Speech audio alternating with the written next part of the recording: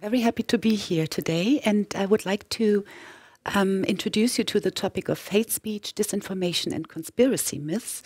You're probably assuming right that it's a huge topic at the moment. It has been for a couple of years, and I'm trying to give you some ideas about how you can actually work with children and youngsters on this topic. So without further ado, first of all, what I usually do when I work with children and youngsters on hate speech is to ask them about their own prejudices or what kind of prejudices they know. It's quite important in that regard to explain again and again that it's always about generalizations. So the examples I prepared for you in this case is just buzzwords like them or the or all, these kind of generalizations. So it can be about, all foreigners, all Jews, all Muslims, all women. Sexism plays a major role ever since the new right has appeared. But with the pandemic, suddenly there were other groups of people targeted as well, like the rich. You can read on the internet a lot about the elite, for example, or the Rothschilds, which is quite obviously an anti-Semitic discourse already. But also in terms of the politicians, the politicians invented the coronavirus in order to, and etc., etc. You have the same with, the Black Lives Matter movement and the police. Or the blacks, it's a form of generalization which is always, the base for anything to do with hate speech, really. And if you ask children or youngsters what kind of prejudices they know, most of the prejudices are, connotated in a very negative way. But it's important to explain that, positively connotated prejudices they sort of have the same target. They have the same, idea about the generalization. So this is the base for anything to do with hate speech we're talking about today. There's no fixed definition about hate speech. It's always contextual. Meaning that it plays a major role what kind of cultural contexts we're talking about, and geopolitical context as well. It's not a phenomenon of digital culture, of course. We have been dealing with hate speech for centuries, I'd say. But of course, through digital media, it's much more visible. So even though you don't have, personal interactions with people who might generalize or even try to spread hate about a certain group of people, you just have to look at, comments in social media to see how easily it has become to spread hate. Basically, it's always about a degradation or discrimination. And this happens a lot through the means of fake news, disinformation, and or conspiracy myths. You can't really divide those two phenomena, Conspiracy myths have a lot to do with disinformation, and this is a very easy way to actually get the attention of people, especially in digital media. I will give you some examples later on. What is really worrying is the form of normalization taking place. It's, in social sciences, there's this term about shifting biases. So when I talk to people, a lot of people would actually tell me that, it's quite normal to see hate comments on the internet. And this is already a big problem because it's not supposed to be normal. So this form of normalization already is a big challenge for civil societies. And we shouldn't forget about the correlation between a mindset and actually acting out. If you remember the right-wing terrorist attack in Christchurch, for example, where a young man was, going into a mosque and killing, I think, over 100 people. Or even though in Germany recently we had the attacks in Halle and in Hanau, for example. You have the same in terms of extremists, with fundamental religious mindsets. So science is yet, trying to figure out in how far hate speech on the internet has something to do with actually acting out terrorist attacks, but it would be much too easy to say, you know, a bit of hate on the internet is leading people to commit terrorist attacks. You know, it needs to have a lot more, but that's another topic. And not to forget the implicit hate speech. The example I have here is he's Greek but very hardworking. What I meant earlier by saying, you know, positively connotated stereotypes really are the same problem as negatively connotated stereotypes. So elements of hate speech, just for you to be able to identify them more easily, is a form of equation. With equation, I mean, for example, saying that, you know, black people are always linked to Africa, Africa is always linked to black people, Jewish people are always linked to Israel, Israel is always linked to Jewish people. This form of equation is already an element which is very difficult in this regard.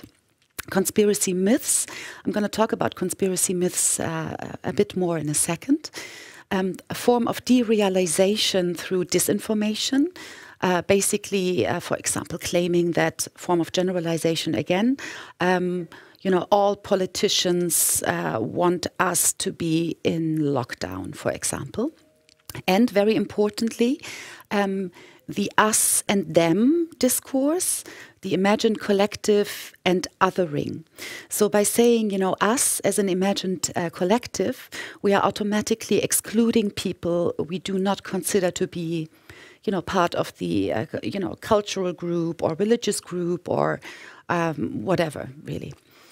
And last but not least, the normalization of existing forms of discrimination. Highly problematic because what's happening is there's a victim-perpetrator shift. So I give you a very concrete example, and a lot of young women I work with are, you know, confirming this all over and over again. A classical example is, you know, if she's dressing in this particular way, she doesn't need to be surprised by being sexually harassed, for example. So it's a victim-perpetrator shift, and it's a reversal of what's actually happening with forms of discrimination. What are we talking about, or why are these three phenomena interrelated? If we're talking about disinformation, conspiracy narratives, and hate speech. Well, like I said before, fake news as a disinformation strategy is being, you know, put out there, not only on the internet, in order to ideologize or propagate hate. So a conspiracy myth or a conspiracy narrative, what it always has at its core is a group of whatever is responsible for. That's the core of any conspiracy narrative. So, for example, you know, with the pandemic, a group of scientists have invented the virus in order to, you know, spread chaos all over the world. So it's always a group of people being made responsible for something which in general is not good. We're talking about, you know, situations which are worrying, or at least they feel chaotic. What we say in social sciences about this phenomenon is it's group-focused enmity. And group-focused enmity always leads to hate in the end. So just for you to grab how these, you know, phenomenon are interrelated and why you can't really separate any of these topics we're talking about today. So what are we talking about if we talk about conspiracy? Well, first of all, experts use the term ideology, conspiracy ideologies, in order to emphasize ideological abuse, which I think is very important in this regard. Typical structures of any conspiracy myths, and it doesn't matter what we are actually talking about. Like I said before, a group of your religious group, sexual orientation, specific looks, etc., is responsible for, and it's always a bad state of affairs. Another very important part of any conspiracy narrative is, I do actually know something everyone else doesn't. And I mean, psychologists are dealing with this phenomenon as well. And we won't have the time, unfortunately, to dive into this. But in a nutshell, you could say it's always about a sense of identity. And of course, it gives, you know, people the idea of power. Because if I believe that I know something everyone else doesn't, of course, it puts me in a very special position. Also typical for conspiracy myths is there are no coincidences. Everything is planned, always.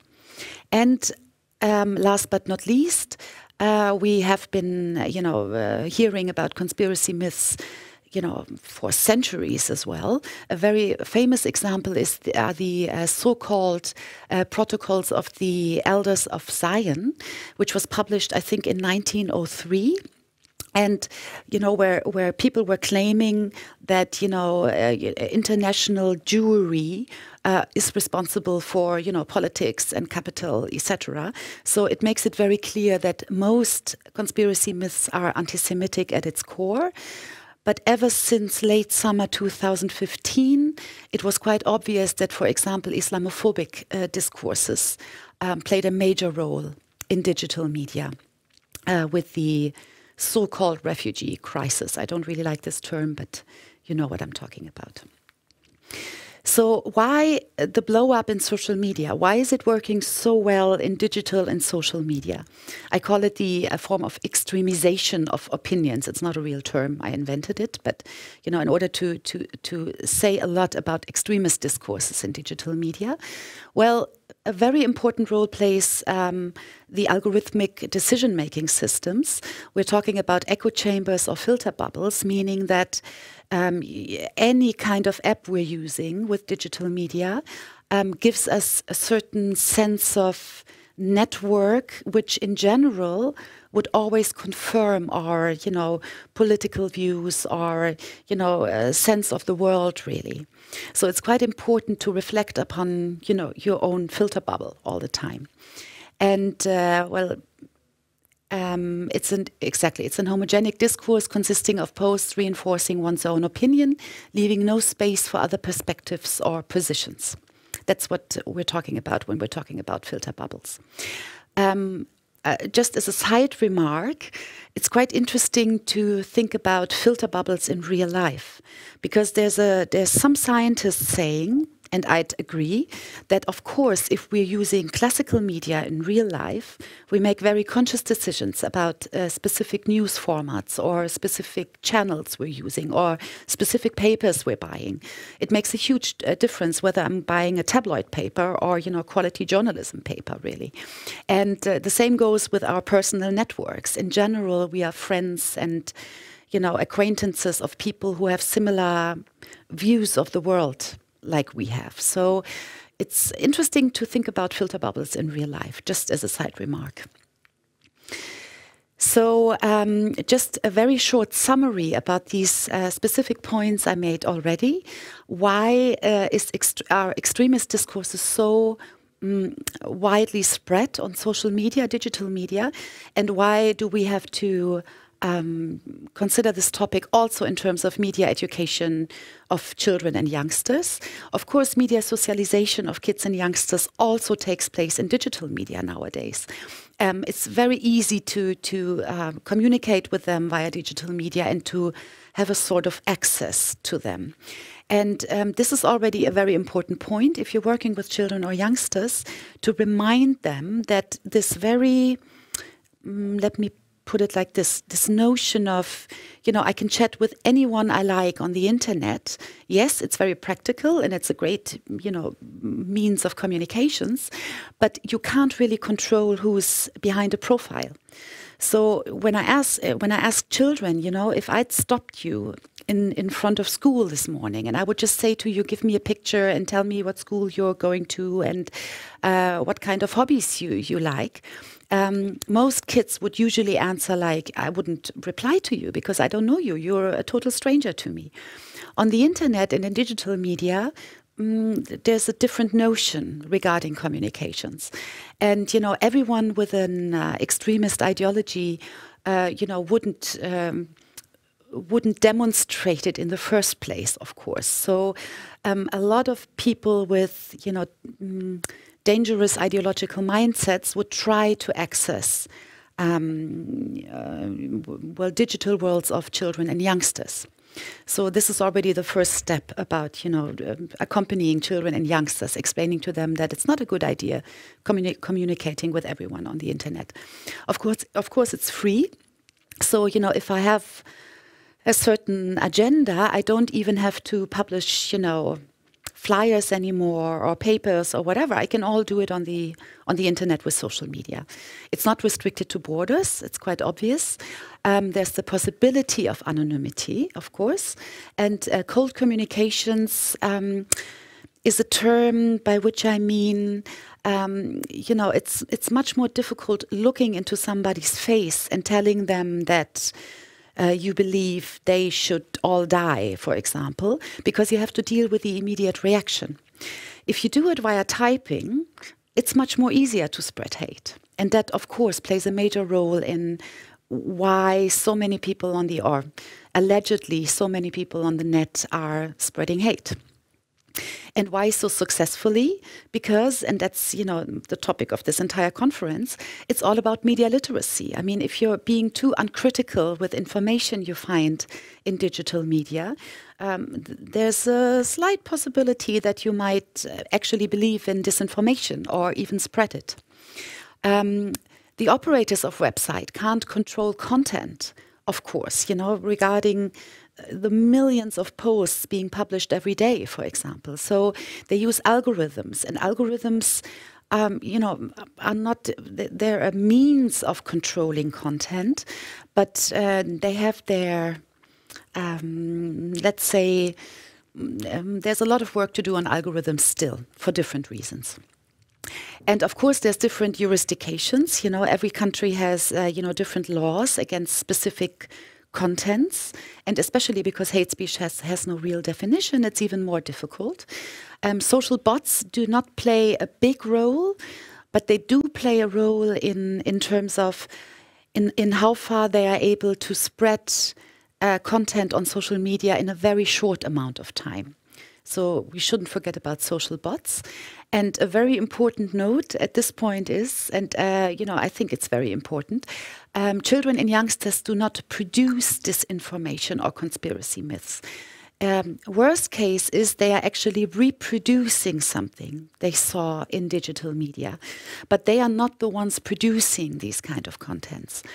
I'm saying that because I think media literacy should be a topic for everyone, for grown-ups as well as children and youngsters. Just a very quick idea about the psychology, about so many people, especially in the pandemic, believing or spreading disinformation and conspiracy narratives. It has to do with tolerance for ambiguity. It's a term from psychology, and what it means is tolerance for ambiguity can be defined as the degree to which an individual is comfortable with uncertainty, unpredictability, conflicting directions, and multiple demands. Tolerance for ambiguity is manifest in a person's ability to operate effectively in an uncertain environment. To put it the other way around, if in times of chaos, in times of big insecurities, the higher your level of tolerance for ambiguity, the less likely you will fall for conspiracy myths or disinformation. And very practical examples for our tolerance for ambiguity is democratic structures and processes, as well as the pandemic right now. This is an example of a demonstration. Well, there were several demonstrations taking place in Germany in the last 1.5 years, ever since the pandemic. And this was, quite controversial. And it was quite controversial. It was somebody wearing a yellow star. You all remember or know about the yellow star. But it says ungeimpft. as a sign. And what it means is that, you know, people won't or don't want to take the vaccine, and they compare themselves with Jews during the time of National Socialism in Europe. So this is a good example of how disinformation, conspiracy myths, and in the end hate, or at least, you know, the relativation about the Holocaust is taking place all in one symbol. And, you know, several parts of Germany have actually forbidden this kind of symbol, but not all of them. And this might be a good starting point in order to talk about this topic with youngsters. So what I'm going to show you now, because time is running out, is something I developed in order to work with children and youngsters on this topic. You know, it very much depends on the age group and how far you can, of course, go into this intellectual process of analyzing and deconstructing. But what I'm going to show you now, I already did with 8-year-olds, and it worked fantastic. So what I'm doing is I'm explaining to children and youngsters in how far they can identify disinformation very easily when they're, you know, using digital media. And it's quite easy, actually, because, and you all know it from tabloid papers, for example, if you have lurid titles, if you have an excited, emotional language, tabloids are always about emotions. If you have missing sources for alleged facts, if the text or video will only be displayed after clicking on an external link, for example, in social media, if you have combat terms like a lying press, or offensive and shocking photos, and you know, if you already have conspiracy myths as well that are propagated as facts, you should be very, very, very alert. This is something you know, this kind of list I took from an Austrian newspaper. They published it, I think, in 2015 already. And what I added is, if you have a question mark or an exclamation mark in a title, you should be very careful. And of course, what I said in the beginning of this input, any form of generalizations about social, religious, ethnical groups, whatsoever, very problematic. And this I explain to children and youngsters. And what they have to do then is they should produce fake news or disinformation themselves, orientating themselves with these points. And I brought you 2 examples just to give you an idea how kids are dealing with this kind of well, homework, or however you want to call it. The first one is, this was a 7th grade in a Frankfurt school, and I think they did a fantastic job. Well, the title says, you know, every 3rd, 5th grader in Frankfurt is taking drugs. Then it says, you know, underneath in a very, you know, tiny manner, like you can see here, there's proof by photo, which I think is hilarious because you can't really see anything on this photo, but the kids obviously understood how important it is to use pictures in order to emphasize a specific information, even though the picture has nothing to do with the allegedly information, really. And then they invented something, you know, a teacher was saying, you know, kids are suddenly very good in school, but they all have red eyes. And then they quoting a 10-year-old saying, I feel very good. And what is so nice about this way of actually making, well, teaching children and youngsters how disinformation works is, first of all, it's a lot of fun for them because they're allowed to do something which they shouldn't really do in real life, obviously. And second of all, in this case, this was, I think, 4 years ago or something, in this case, the school actually made an exhibition out of it. So other kids would see this disinformation and, you know, the artists could explain why this is a false information, really. And I remember teachers standing next to me saying, this is a 7th grade class, you know, how can they, what do they know about drugs, you know? So it also gives you an idea about what the kids are basically dealing with in their minds and what kind of stuff they see in digital media and in classical media as well. This another example, but I'm not going to go into detail, but you know, same idea and same result really. And to come to my conclusion, first of all, ideological propaganda and hate speech is often disguised as exclusive information, so we should all be very alert. Second point is, since everyone can be an investigative journalist in the digital age, research and information literacy is the key, really, for all of us. Media literacy is more than a Google search. Genres and ethics in journalism must be taught. It's very important to think about them and to talk about them.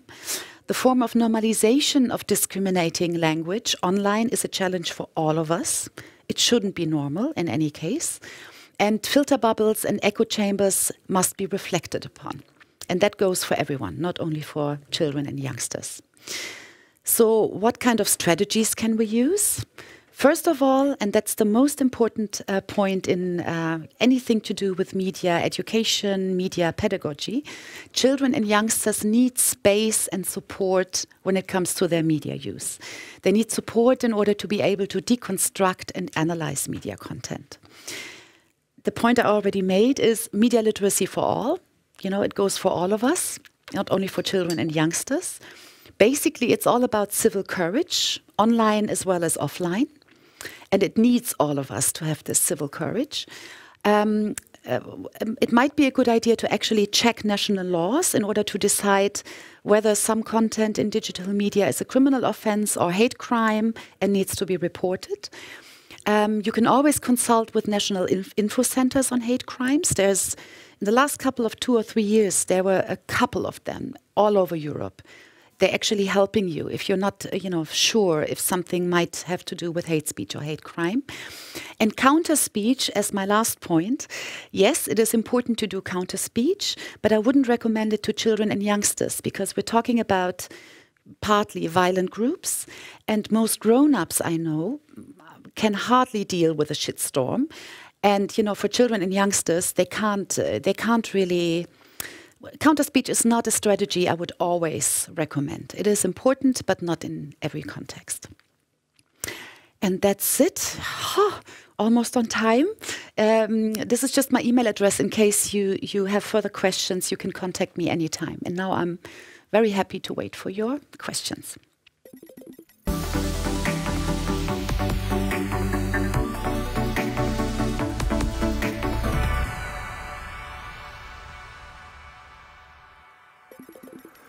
So thank you very much, Alia, for coming to our conference, especially for coming to Warsaw and speaking to hundreds of our participants in Poland and other European countries.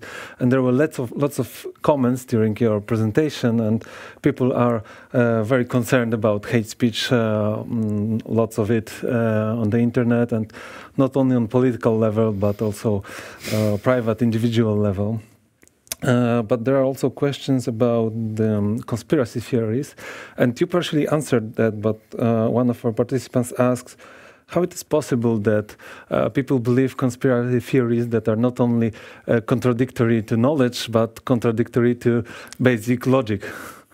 Well, that's a very important question, and I fear we won't have the time to go into much detail. But like I said before, on a psychological level, it has a lot to do with a sense of identity. You have an idea about belonging to a specific group of people, knowing more than anyone else. And what I can tell you is if you have a problem with conspiracy myths on a personal level, for example, within your family or your circle of friends, the least thing you should do is to try to argue with, rational ideas and with facts. Because, if people would ask you what kind of source are you using, and you would say, a scientific source, for example, the first thing they'd reply is, well, that's exactly the lie they're telling us. You know what I mean? As one rhetorical strategy, it's always good to ask questions. And if you know the people well, to consider that, it's just a symptom. The conspiracy myth is just a symptom. It's not what actually lies behind it. So, usually people are feeling very insecure, and then you should consider trying to support them on another level. And it's always good to say, you know, let's agree to disagree. This is what I do, at least in my personal environment. You know, it's okay. We don't have to agree on everything, really. So. Yeah, I think it's the lesson that we're taking, especially in recent years, that it's not enough to have, you know, scientific articles to fight the disinformation. Exactly. And another question was, are there any studies showing how many people are actually creating conspiracy theories on the internet? That's a very good question. And thank you for asking this. Well, I don't know about conspiracy myths, but I can give you a number in terms of hate speech. You know, well, globally, it's estimated that only, you know, hate speech content is only about 3% of all content on the internet. It's still too much, and we have to deal with it. This is why we're here. But it's not like, sometimes it feels like it's 50% or 70%, and it's not the case. And it also turned out through scientific research that it's 50% well, of people spreading, you know, the 3% of hate speech. I don't know whether I explained it correctly. Yes. But it's no, it's the other way around. I'm sorry. It's 3%. Only 3% of people spreading 50% of hate speech. Yes. So that was also actually the guess of the person who asked the question, that it's probably a small minority followed by a higher number. So probably it's important sometimes to show that the majority doesn't believe in it or doesn't share the same ideas. Yeah. Thank you very much, Alia, once again. Thank you.